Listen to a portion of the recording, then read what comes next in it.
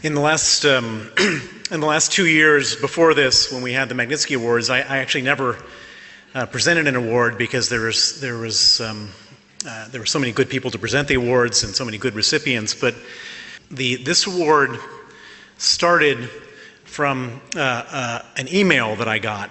I published my book, Red Notice, in 2015, and I set up an email account so people could write to me. And I got various people wrote to me writing nice notes, and a few people wrote to me with mean notes. And every once in a while, someone would come to me with a story.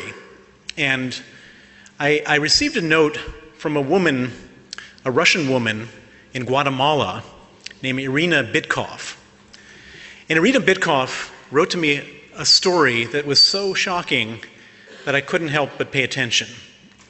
She and her husband and their daughter lived in St. Petersburg. They owned a pulp and paper mill in St. Petersburg. And one day the Russian FSB came to them and said, "We want you to hand over your pulp and paper mill." And they refused. And their daughter, who was 16 at the time, was subsequently kidnapped, raped for 3 days, and then returned to the family completely destroyed. They came back, the FSB, to the family and said, "Okay, now hand over your pulp and paper mill." And eventually the FSB got their pulp and paper mill and threatened the family with death.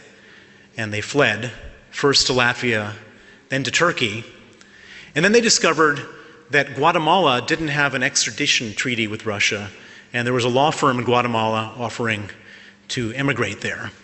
And so they paid this law firm some money, emigrated to Guatemala, got their papers, and settled into a quiet life in Guatemala. The father became a math teacher, the mother became a drawing teacher, and their daughter, who was severely psychologically traumatized, started to slowly recover.